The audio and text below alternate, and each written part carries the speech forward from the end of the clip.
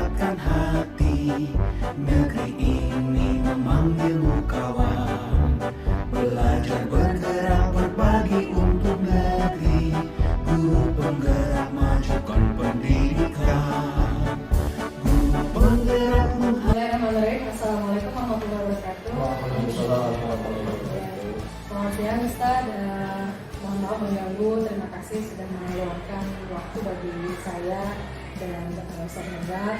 Qadarullah ada tugas dari guru penggerak tentang bagaimana mengambil keputusan sebagai pemimpin berkaitan dengan dilema etika. Mungkin dari pertanyaannya, saya mohon izin dulu Ustaz direkam ya, untuk kepentingan nanti kami akan merefleksi dan menganalisis.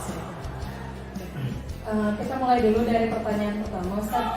Selama Anda menjabat sebagai kepala sekolah, jadi pernahkah atau seberapa sering menemukan kasus dilema etika di tempat Anda bertugas ini?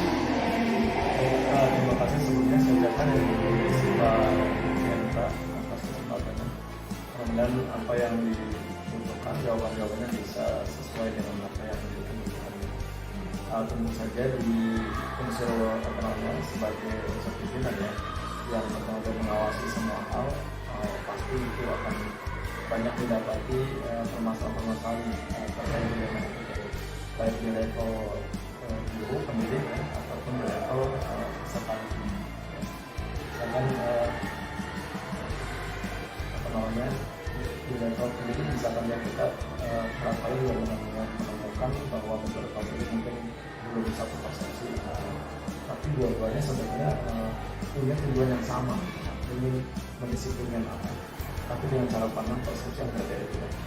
Itu di level di level murid juga kadang sama seperti itu. Misalkan ada murid dia di satu sisi prestasinya bagus, dominan di satu bidang, tapi di bidang lain dia seperti kesulitan mengikutinya.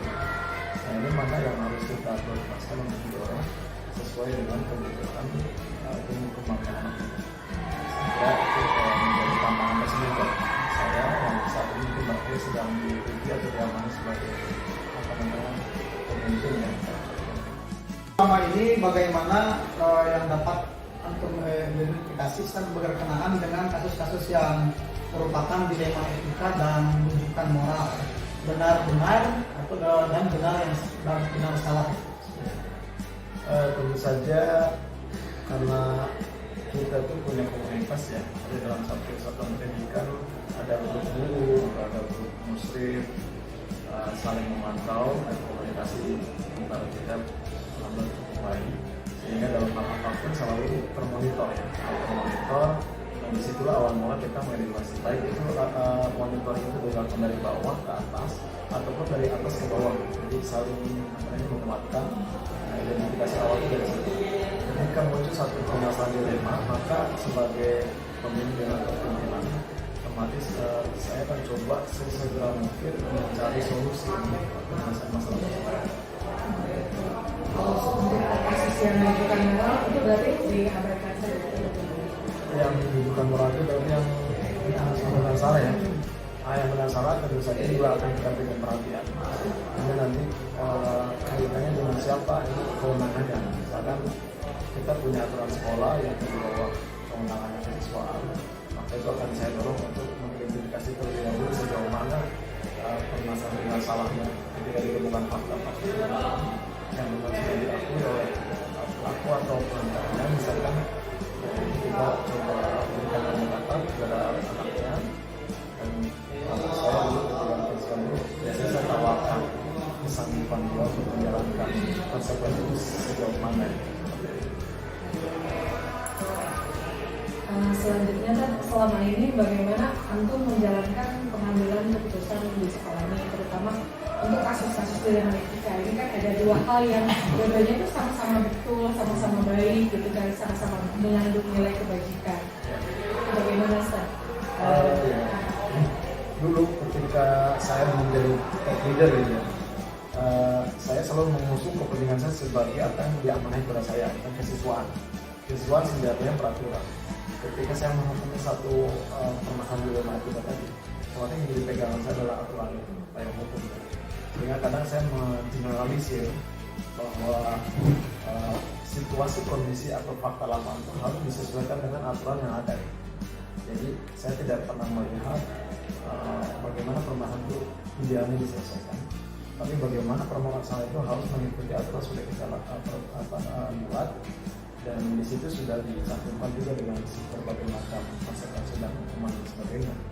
Nah, itu yang dulu. Tapi saat ini ketika saya sudah mulai ke atas, ternyata ada aspek-aspek yang memang tidak bisa seperti itu, bahwa anak-anak itu juga punya hak mereka untuk diberikan hak sudut pandang dia. Dan kita jangan lupa bahwa sebagai pendidik kita juga harus memantau sisi baiknya.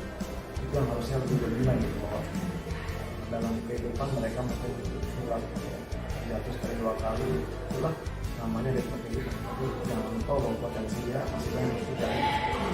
Jadi seperti itu.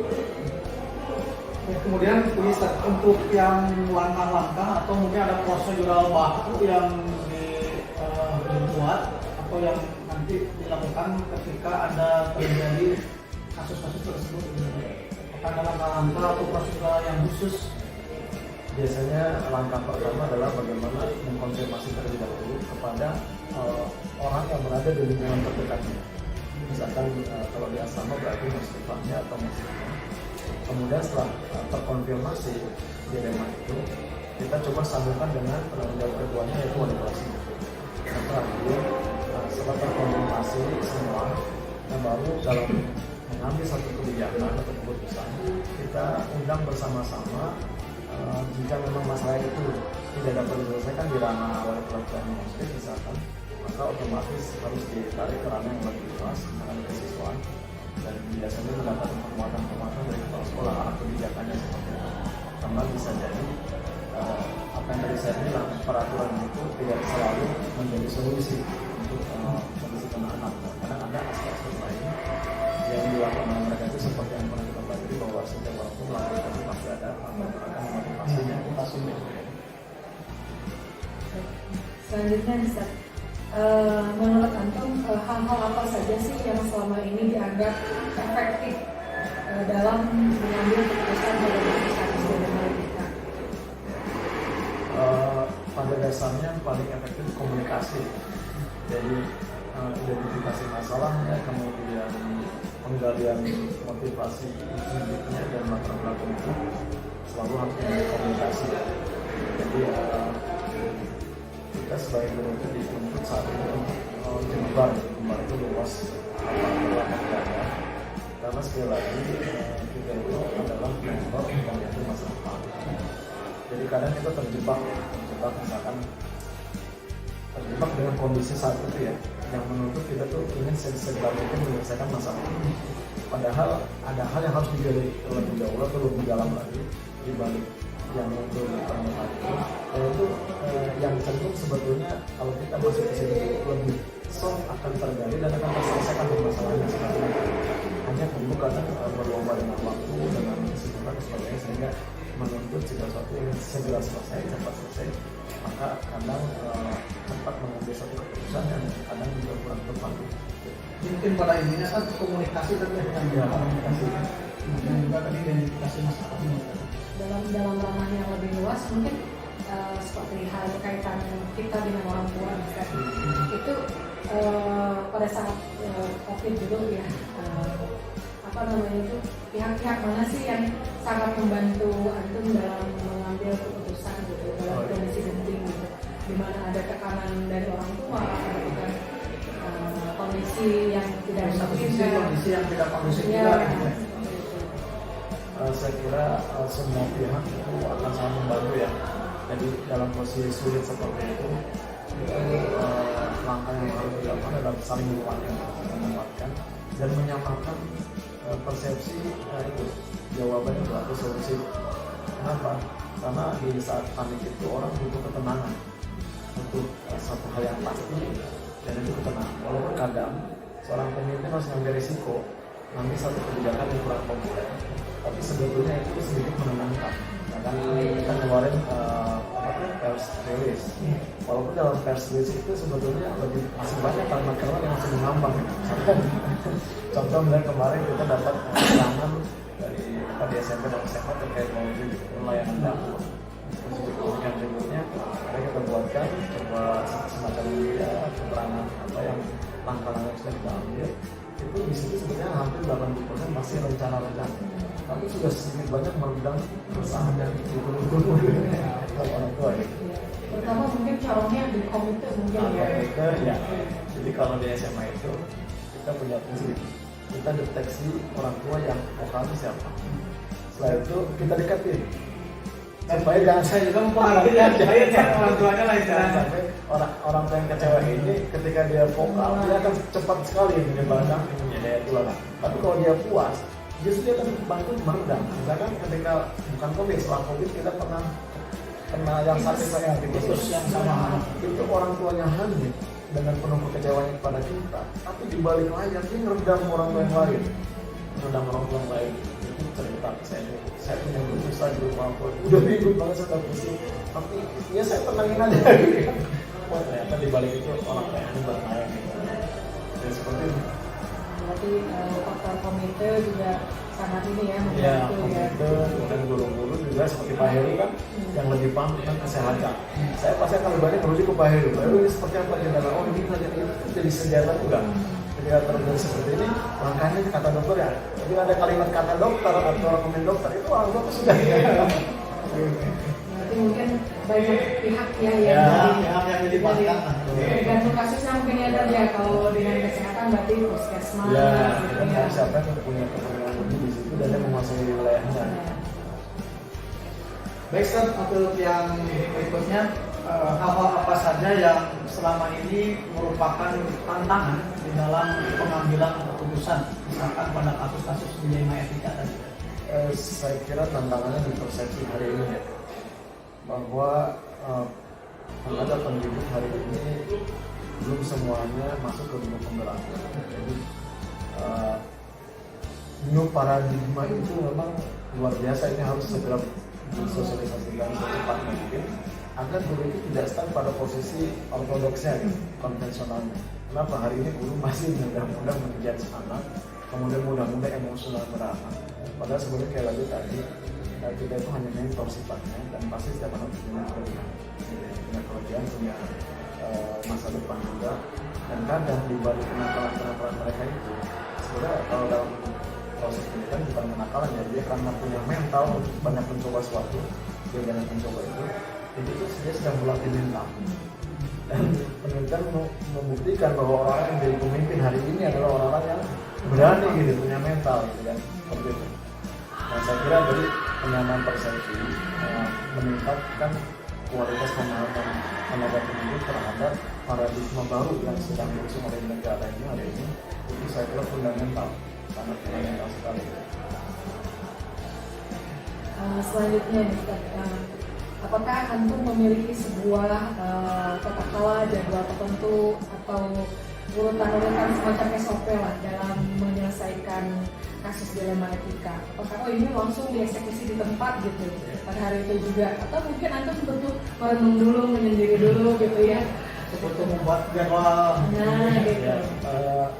Jadwal terstruktur sebetulnya ada, hanya tidak terdokumentasi sendiri.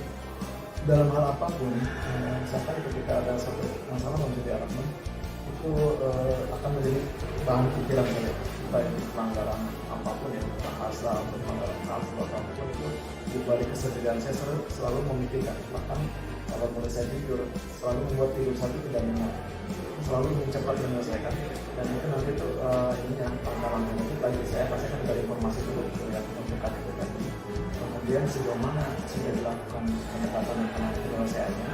Kalau masih belum ketemu titiknya, biasanya saya akan mengambil aksi untuk mengangkat ulang. Jadi anaknya biasanya saya akan ulang tanpa pengetahuan pihak terdekat tadi. Nanti saya cross check ini negatif kebenarannya sejauh mana. Nah itu kadang-kadang dulu pernah waktu itu ada kasus di SMA Barakmat waktu sama pacaran Barakmat sama Nisa Alina pacaran terus bawa HP kalau nggak salah. Itu pendapatan chat kemudian diinterogasi, ada Iqbalnya dapat kena HP-nya, nanya itu nggak ngaku. Nanti kalau waktu itu demi Allah saya siap lah itu sama dia. Berbanding demi Allah gitu ya. Nah, itu saya dari itu memantau itu Pak Chandok itu udah luar biasa jengkel kan. Paling kalau saya memantau dari jauh, ternyata buat dia tuh defend banget. Akhirnya di sela-sela kekosongan saya panggil itu waktu ini waktu saya panggil dua-duanya itu saya coba ajak ngobrol aja, saya ajak ngobrol diskusi, saya berikan penguatan gitu. Sebetulnya kamu itu normal gitu, suka nama itu normal, daripada kamu suka dengan sama jenis kan gitu. Tapi hari ini mungkin belum saatnya ya Pak. Kemudian yang kedua, saya katakan ke dia, ini kan sudah banyak kan tidak kesita, tidak ada air putih di sini. Kamu masih weekend banget kan? Jadi dia akan mengungkapkan, saya kesal Ustaz karena caranya, cara dulu itu jadi belum apa tuh udah ngegas gitu ya. Dia tuh jadi kayak kesal bilangnya, sekalian aja saya juga bahkan ini pasang badan ya. Itu saya dulu lama gitu, sampai akhirnya mau terbuka, dan akhirnya jujur, akhirnya terbuka saya bawa HP. Nah itu saya kira masih ini ya. Kalau hari ini saya lihat ini lebih defense-nya itu lebih sulit dari ini. Saya berapa kali di minggu ini ke asrama itu menemukan anak yang secara kasat mata dan saksinya dia udah melanggar, tapi di depannya masih bilang demi Allah saya enggak. Ini gejala-gejala generasi Z hari ini. Jadi sebagai guru para pendidik, kalau mau bicara emosional ya, tentu saja kita sangat terpancing. Tapi kembali ke tadi kita ya, sebagai pendidik yang punya paradigma baru, saya coba tahan gitu. Terus walaupun dia tidak sampai mengaku hari ini ya, minimal kita kasih sugesti. Mudah-mudahan dari sekian sugesti itu lama-lama bisa menghantam defense yang kokoh tadi. Walaupun hari itu dia nggak ngaku gitu. Berarti untuk penyelesaian masalahnya tadi ada yang mungkin segera, ya. Ada yang berkala, strategi lah ya. Di samping juga jadwal penguatan kepada muslim atau guru ya.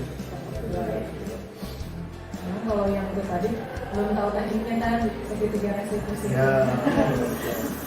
Kalau sudah tahu kayaknya bisa. Dari dulu saya kalau dilihat saya sebenarnya udah menerapkan ya, cuma nggak Terus alurnya tuh nggak jelas itu. Alurnya tuh nggak jelas. Oke. Baik, selanjutnya adakah seseorang atau pihak-pihak atau faktor-faktor yang selama ini ikut membantu ya mempermudah antum dalam menganalisis lalu hingga tahap mengambil keputusan dalam kasus-kasus dilema etika? Dari faktor unsur pimpinan di atas mungkin atau rekan sejawat itu bagaimana sekarang?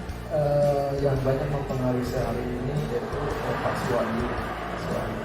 Bagaimana saat itu saya dikasih suara dengan penuh power gitu, dipikir oleh beliau benar-benar smooth dan slow respon itu saya banyak bersabar walaupun banyak memendam kesalahan, tapi lama-lama saya jadi mengerti bahwa pada titik beliau di misalkan udah di level seperti itu memang kebijaksanaan itu akan jadi sebuah dari saya pertimbangan ya. Ini bukan slow thinking ya, berpikir lambat ya kan? Iya. Iya. Saya kan pertimbangan lain perlu diambil gitu kan. Kematangan berpikir ada keniscayaan. Jika orang tersebut memang nggak neko-neko ya, maksudnya tidak terpengaruhi hal-hal yang macam-macam, itu udah menjadi satu keniscayaan. Nah itu saya mencoba menerawangnya dulu. Apakah nanti saya ketika dia bekerja juga akan seperti itu? Tapi ada hal yang membedakan barangkali nanti apa pengalaman. Pak Wandi ternyata dengan terdiamnya hari ini, ketika cerita dengan saya, itu di Bogor itu luar biasa. Ya kan? Dulunya juga mirip-mirip. Sudah melalui fase Fase-fasenya lebih parah mungkin. Satu contoh dalam kasus paling fatal sekali bahwa tidak pernah mengambil kebijakan ini harus dibuat. Dia selalu bilang ke saya, Lukman, jangan salah, anak ini bisa begini. Masih ada unsur kelewat kita dalam pengawasan, dalam apa jujur aja kita belum bisa jadi bagian mengawasi. kemudian sejauh ini udah maksimal belum pembinaan musiknya, pembinaan wali kelasnya. Kalau memang dulu ya nggak boleh menyimpangkan saya ke semuanya pada murid. Yang ketiga kata beliau, sekarang gini, anak ini kita keluarin dari sekolah. Selama di rumah itu kemungkinannya dia jadi baik apa tambah buruk. Ketika dia tambah buruk, jangan salah, itu jadi tanggung jawab kita. Itu awalnya saya nolak gitu, pikiran. Tapi kesini sini saya pikir ulang. Rata-rata orang tuanya kelas mungkin mereka juga di rumah itu udah mungkin ya sudah kesulitan ngatasin itu. Saya dibalikin lagi mungkin belum tentu jadi baik. Kalau dulu kan urusan mereka, kalau urusan kita kan di sini kan gitu. Ternyata nggak gitu. Sering saya terapkan mulai tim penanganan itu. Dan responnya itu selalu positif dari orang tua. Jarang kita mengalami dari orang tua. Iya, nggak pernah orang tua. Saya manggil 10 orang tua, 12 orang tua berbalik. Nggak pernah saya ada orang tua anu berbalik jadi. Itu yang namanya soft power. Soft power. Ya itu karena mungkin beliau itu mengutamakan nilai-nilai kebajikan, kasih sayang, keadilan buat anak gitu kan ya. Konsepnya itu udah kebawaannya luar biasa. Saya banyak belajar dari beliau. Selain juga tentu dari guru. Saya masih ingat dulu di 2010 saya di kepala tua SMP. Kan keras itu saya. Guru itu keras banget saya. Pokoknya nggak basa-basi lah gitu. Tapi di balik itu saya ngerasa apakah seperti ini benar. Ternyata enggak. Saya juga mendengar banyak masukan menurut saya dengan jalannya saya kontak saya kayak nggak benar banget dan juga cetakannya beda. Jadi saya banyak belajar. Ya alhamdulillah teman-teman itu banyak membantu kalau pikiran dewasa kita di sini. Mungkin dengan background juga kan akan berbeda-beda ya. Adik itu. Kemudian dari apa yang tadi sudah disampaikan, pastinya selalu ada hikmah dalam artian antum selalu merefleksi gitu ya. Apakah pernah timbul rasa bersalah gitu ketika melihat lagi keputusan yang sudah diambil, atau mungkin tambah yakin ternyata ini keputusan yang sudah benar nih yang sudah saya ambil gitu. Ya sudah tepat gitu. Apakah mungkin harus diubah di tengah jalan gitu kan? Pernah tidak gitu seperti itu? Saya ada dua hal yang saya alami. Yang pertama refleksi yang ke dalam internal. Yang kedua memang kebijakan yang sangat dalam itu dalam bentuk ini. Ketika saya masih mendapati misalkan hari ini anak lebih sulit tertib di masjidnya, lebih sulit mereka memenuhi panggilan kewajiban sholat, itu tentu saja itu bagi saya ya, saya juga masih belum baik daripada mereka. Saya kadang berpikir mereka 5 waktu wajib sholat jamaah, saya nggak pernah satu hari itu bisa jamaah full dari subuh sampai isya.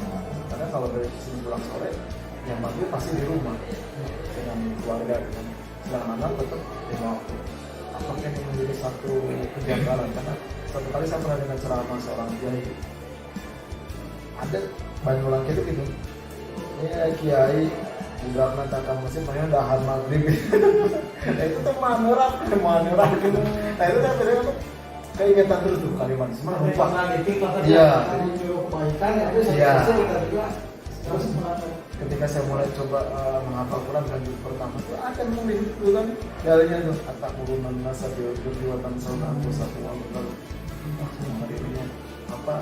Jadi ketika hari ini yang dulunya kan saya subuh nggak jamaah, zuhur jamaah, asar enggak, maghrib jamaah, saya nemukan anak gak jamaah, saya marah-marah kan. Hari ini udah nggak bisa ya, karena saya melihat mereka tuh lebih luar biasa dari kita kan. Dia 5 waktu udah bisa jamaah, saya belum. Jadi hari ini tuh ya tetap saya tetap lembur. Kan yang mau keluar duluan saya tetap mau keluar, tapi nggak pakai emosi. Karena jangan-jangan anak itu lebih baik dari saya gitu. Itu refleksi internal ya dalam diri. Karena kalau ke mereka ada beberapa langkah atau kebijakan yang saya pernah sesali. Misalkan saya pernah di menerima putra itu teriak-teriak karena ada anak yang cucu rambutnya itu tidak sesuai lah dengan siswa. Teriak-teriak saya dengan puasa dulu. Setelah itu saya perhatikan anak itu kembali lagi ke puasa awal gitu. Karena Jadi saya marah tuh kayak nggak ngefek ya gitu kan. Padahal ketika saya marah nggak ada satupun yang ibaratnya berani bikin apa perlawanan. Tapi setelah saya menjauh saya perhatikan kok mereka kayak nggak ngefek, kembali urakan lagi. Ini apa yang salah? Oh ternyata seorang pendidik nggak bisa apa semu pendek loh ya. Ingin segera cepat selesai. Setelah itu nggak boleh lagi gitu, nggak bisa. Anak itu akan prosesnya akan terus ngulang berproses karena anak muda itu penyesalannya pendek. Maka kitanya harus banyak sabarnya, maksudnya dia terus menuruti. Seperti gini, dalam penerapan bahasa ya, bahasa kasar. Bahasa kasar itu kan residu yang dibawa oleh anak dari luar. Contohnya apa? Bahkan itu muncul dari dalam sendiri, kan anak SMA masuk lab komputer, dia kan kalau jam-jam kosong lab komputer, dia buka apa kira-kira? Buka IG, Instagram, kalau enggak YouTube, kalau enggak game online atau apa. Itu begitu banyak ke bahasa kasar di situ. Kadang dia main game online pas libur itu, wow, binatang bahasa kelamin semua. Residunya diterima dengan bebas oleh mereka. Setelah itu residu itu dipraktikkan langsung di percakapan sehari-hari mereka. Pantas mereka hidup ke sini kan. Kita mencoba gerus, kayaknya nggak mungkin. Yang paling memungkinkan adalah terus aja kita jangan berputus asa, penindakan terus, maksudnya diingatkan terus. Dan nah ini yang harus kita coba ini ya, berubah maksudnya antara penindakan itu berkesesuaian dengan arah ini. Pelanggaran itu kemana arahnya ya? Kalau mengerti bahasanya berarti hukumannya pun harus yang banyak mendorong ke arah penguatan bahasa dia. Jangan sampai kan tidak nyambung. Karena kan gitu antara pelanggaran naon, nah itu mulai saya sadari kadang saya dulu tuh paling nggak rela gitu, nggak bagi anak pelanggaran berat merokok nggak bisa nih. Kamu apa? Menurut kamu kan udah tahu apa hukumannya? Gini. Tapi kan saya kamu buat itu langsung tersinggung. Maksudnya kamu buat ini kan kamu ini kan kamu kok pengecut sekali gitu. Memang nggak nyambung ini kan sebetulnya. Harusnya kan apa yang kamu sanggup untuk memperbaiki kan gitu. Nah, rata-rata ketika anak tuh memberikan kesempatan seperti itu, jawabannya itu dengan penuh semangat. Kan saya siap kerja sebulan. Ya, dulu saya suka rela ya. Iya, dulu saya masih tolak itu, masih terrela lah, terhidup gitu. Nah, sekarang mah nggak bisa, harus memihakan dia gitu. Kamu sanggupnya kayak gimana? Karena nggak saya, kamu kan boleh tak. Ya udah kita coba sejauh mana kita sanggup pakai. Nah, proses pendekatan seperti itu sebetulnya akan banyak berubah. Sentuhan-sentuhan itu dibanding ya ini itu kan salah. Solusinya harus semuanya ikut guru penggerak. Emang hukuman itu efektif, tapi sementara. Hukuman efektifnya sementara, membuat takut saja, tidak membuat sadar. Gitu. Oke, mungkin kalau dilihat dari seluruh narasi tadi ada yang luar biasa sekali pengalaman itu. Prinsip pengambilan itu kan secara garis besar ada 3 ya kan. Berbasis hasil, berbasis aturan, dan berbasis rasa peduli.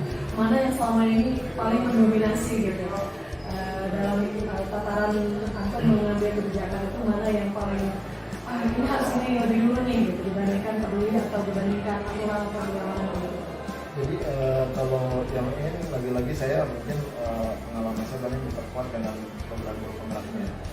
Hari ini memang kita sudah mulai bergerak ke arah paradigma baru, bahwa kayak misalkan ini kemarin Lokal 2 ya, waktu diskusi sebelum Lokal 2 itu saya di forum itu nanya, ketika semua kelas sudah seperti yang kita kelas atau kalau di sana tuh keyakinan dunia itu ada kecenderungan mungkin akan berbeda-beda keyakinannya. Nah itu nanti korelasinya dengan aturan sudah ada seperti apa. Jadi relevansi aturan itu sejauh mana, apakah masih dibutuhkan atau tidak ketika ada keyakinan kelas. Terus bagaimana menyikapi ketika ada perbedaan tujuan atau perbedaan aturan sudah dibuat. Kenapa? Keyakinan kelas itu didorong dari bottom to up, dari bawah kemudian diajak bersama-sama memutuskan barang-barang mensepakati. Sedangkan aturan itu sudah jadi dari top ke bottom tadi. Jadi sekolah udah jadi murid masuk suruh merapin. Itu titik temunya di mana? Tadi juga Pak kan dibahas ya. Pak Tuhan ternyata harus digeser. Ini tergantung kesiapan kita nih. Bahwa tata tertib hari ini itu harus sudah mulai dilebur dari keyakinan tentang sekolah. Misalkan tata tertib yang sedemikian banyak itu disarikan kan, dicari sarikan ini masuk ke ranah mana, apakah kebersihan ranahnya atau tanggung jawab atau bekerja atau apa, ini harus disepakati dari semua termasuk nanti sekolah dengan anak-anak. Dan nanti kalau udah tersepakati, oh nggak usah pusing-pusing ya buat aturan bla bla bla gitu, cukup aturan mana yang dilanggarkan dia dan tentang apa kita kasih itu langsung, kamu sanggupnya apa, konsekuensi yang kira-kira perlu membantu kesalahan kamu seperti apa. Jadi guru itu nggak akan banyak ngotot, nggak akan banyak emosional, dan ini akan lebih banyak ngawasin aja, memandu aja ya, silakan jalankan dengan. Nah, cuma ini perlu waktu dan perlu kesabaran, karena bisa jadi perbedaan persepsi lagi antara misalkan anak menyanggupi satu hal itu menurut dia tidak maksimal dia berbuat, tapi menurut standar kita belum. Nah, karena guru itu kesalahannya mengingatkan anak lalu sejajar dengan persepsi guru sehingga menilai anak itu menjadi tidak sesuai, padahal kapasitas dia emang seperti itu, harusnya tetap kita apresiasi. Yang penting apa? Tadi dorongan awal dia ingin berubah itu dari dalamnya. Boleh nanti kita dorong dia perbaikan-perbaikan yang sebenarnya itu mungkin kita di situ. Hanya tadi berarti kan kita butuh proses tambahan, mengawasinya, memberikan feedbacknya gitu seperti itu. Dan di kesiapan seluruh personil itu mungkin kan tidak hanya dari siswa ya, tapi juga pendik Ya, betul. dan Jongkong semua. Ya. kemudian juga memang mungkin kita berarti lebih ini ya untuk kedepannya kita mencoba untuk yang kesepakatan kelas ya, kesepakatan sekolah. Dulu pernah saya melihat juga di sebuah sekolah itu memang ada kan ditulis ya, kayak kesepakatan kelas dan ditantangin oleh semua siswa dengan ini. Kumpulan keyakinan kelas itu menjadi keyakinan sekolah. Betul, disatukan, Disatukan, dia sudah menjadi nanti komitmen Disosialisasikan, dideklarasikan. dideklarasikan. Kalau yang sekarang kan ada yang dibentuk tempel, poin-poin kesepakatan bersama. Cuma masih Kalimatnya. iya kalimatnya terbaik Iya. dan itu diambil dari gudang apa namanya bahasa-bahasa yang ortodok yang konvensional gitu kan. Kan goib sholat di banjir masih kan nggak nyambung sebenarnya. Harusnya kan dia goib sholat tugasnya ngapalin rukun sholat Iya. atau ngapalin hikmah sholat. Kalau kita tak begitu di banjir tapi itu nggak dapat apa-apa, besoknya ngulang lagi. Nah itu Ini harus nyambung gitu. Korelasinya kemana gitu ya? kita tuh lebih Dari sebuah kompleks konsekuensi. dari tidak hanya di kelas, di unit, di masjid, gitu kan yang banyak yang harus dibina seperti ini. Ini butuh perubahan besar Pak. Guru itu perlu sepakatan bersama. Nah hari ini dulu kan kayak kemarin saya di rapat SMA ya, saya coba korban karena apa namanya itu hari ini kita periode itu mulai dikurangi. Kenapa itu kan menghukum yang kalah. Ya. Padahal salah sunatullah kan memang tidak masalah dalam apa namanya itu kapasitas seorang itu kita beda mengenai sesuai dengan kapasitasnya, saya kira nggak masalah. Tapi kan kesadaran masih menentang. Oh sunatullah. Saya juga itu sudah saya sampaikan di forum itu. Tapi memang paradigmanya seperti itu. Artinya satu sistem pendidikan hari ini akan mencoba didorong bersama-sama dan kesadaran bersama. Seperti itu. Jadi kembang bersama. Yang mudah-mudahan aja berarti rekan-rekan kita gitu ya yang memang berpeluang untuk mencoba masuk di tempat ya semuanya bisa Ya. jadi selain itu memperkuat juga personil kita nih gitu. Dan tempur kita tuh terlalu berat, terlalu luas kalau kita hanya segelintir saja gitu kan. Oke. Mungkin ini terakhiran ya. Dalam perjalanan itu kan ini kaitannya dengan rekan kerja gitu ya, bukan dengan siswa. Adakah satu keputusan yang tidak bisa memuaskan semuanya kan? Ada satu dua mungkin yang merasa tidak senang, tidak setuju gitu, merasa keberatan terus beratan berantem gitu, menolak itu. Terus bagaimana anda menyikapinya? Itu contoh misalkan di liburan ya, ketika saya dengan Pak Heru mencoba memberikan evaluasi tentang tim dan tim kepada muslim dan muslimah, saya buka slide itu saya coba evaluasi yang ini datang tepat berapa kali, terlambat berapa kali, tidak tunjuk berapa kali, itu saya sampaikan satu kali. Ternyata para muslim itu tidak sepakat. Kalau sebab tidak sepakat juga sudah dimuncul dulu oleh Pak Isan. Saya sebagai SDM sudah memanggil mereka yang putri, mungkin dalam tanda kutip sudah memarahi mereka. Sehingga saya tuh dengan santai waktu itu mengajak evaluasi sambil, tapi responnya luar biasa. saya ngegas itu luar biasa. Agak bingung. Ini kok jadi begini ya, kenapa gitu? Saya coba dalam bingung. Jadi memang mereka merasa tidak bilang saya ambil menurut persepsi mereka. Ya, saya walaupun tidak pintar, saya tuh ada di asrama, tidak kemana, tidak keluar, tidak kemana, saya ada. Yang kedua, pinjaman itu hanya satu indikator dari semua disiplin dulu. Kenapa ketika kita bermain di satu sisi itu kita harus dapat SP langsung gitu? Padahal kan masih banyak indikator lain yang bisa dinilai selain ini. Kenapa harus langsung ke SP ini yang Pak Izan mungkin ancamannya seperti itu ya? Saya baru tahu tuh, ini diancam SP gitu kan? Saya belum tahu sebelumnya. Yang sudah kejadian dan Oh iya. tidak beruntung kan? Ya, hari baik tidak bisa ditebak, hari buruk tidak bisa ditebak. Nah itu saya kaget. Nah, akhirnya saya coba dalami. Nah dari si kecewaan itu tidak merembet ke yang lain. Emosi gitu. Contohnya gini. Kenapa kami juga disuruh datang setengah 4? Kami kan dari luar, rumah kami jauh dengan Sukabumi. Saya jelasin itu. Kenapa? Disitu setelah kejadian itu, kayaknya saya biarkan aja. Dan saya secara halus saya menyampaikan terhadap yang belum bisa menilai. Akhirnya di Bapak Ibu, ini kan saya hanya tidak menyampaikan ini bagian saya seperti ini menyampaikan. Jadi saya coba bukan menerima bukan semua saya mengaji. Kenapa? Mengingatkan itu. Kenapa? Ini biasa masih dicap seperti maksudnya ketika antum nggak pinjam, walaupun antum ada di sini, antum dipotong. Kalau saya sering banget dulu waktu di dalam saya nggak pinjam, saya dipotong. Saya nggak ada jadi masalah itu. Memang saya berarti mengakui salah dan saya suka lupa nggak pinjam. Potong kata 200, kira 500 itu nggak pernah saya pernah. Nah sekarang kalau antum mohon maaf, antum pendapatan antum berapa per bulan? 2.500 tahun. Kamu nggak pinjam sampai 16 hari begini berapa? Nggak sampai berkemalu banget. Itu nanti saya belum nikah. Nggak kerasa, nanti kalau udah nikah anak satu anak dua itu kerasa banget sebenarnya. Jadi saya bukan ngajak antum supaya ini yang mengerti ini aja gitu, aja kita perbaiki. Tapi dari situ saya malah mungkin tidak bisa ya. Apa yang kita masuk ke baik itu bukan orang pada baik. Saya dapat hikmahnya, waktu saya dapat kuatnya 61 itu. 61 saya dapat kuatnya. Kita tidak akan mungkin bisa menyenangkan semua orang. Jika ada orang yang tidak menyenangi pendapat kita atau kebijakan kita, jangan mengizinkan sifat mereka. Tapi cukup perbaiki hubunganmu dengan yang atas. Satu ulang bisa jadi ya. Ini memang saya mungkin ibadah saya kurang maksimal, mungkin banyak hal dan sebagainya. Ini sebenarnya pikir dari awal segera menyadarkan. Dari situ saya sekarang terkait kegiatan ya saya masih mantau tapi tidak terlalu saya ngomong secara lebih serius ke mereka ya saya bangga.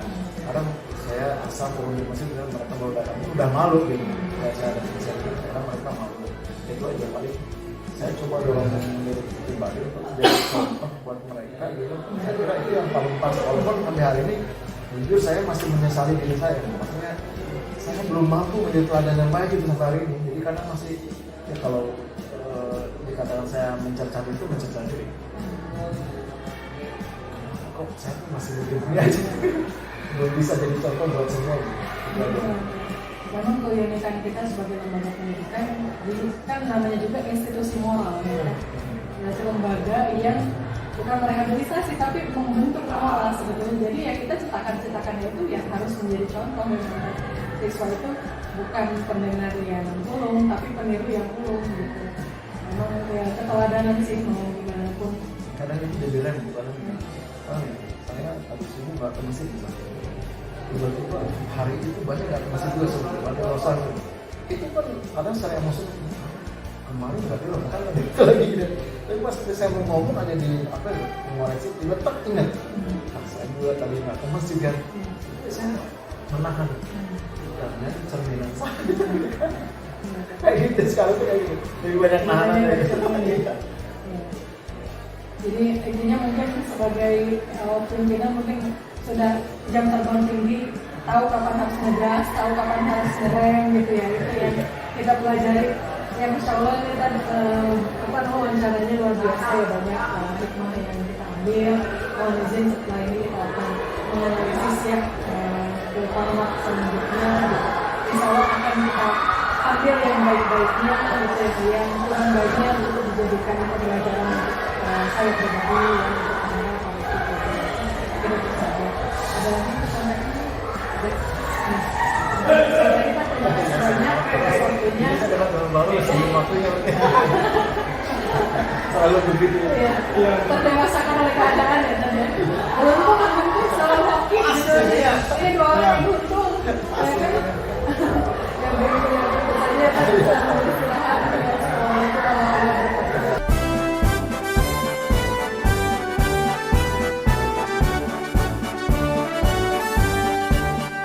Bulatkan tekad, kuatkan hati. Negeri ini memanggilmu kawan. Belajar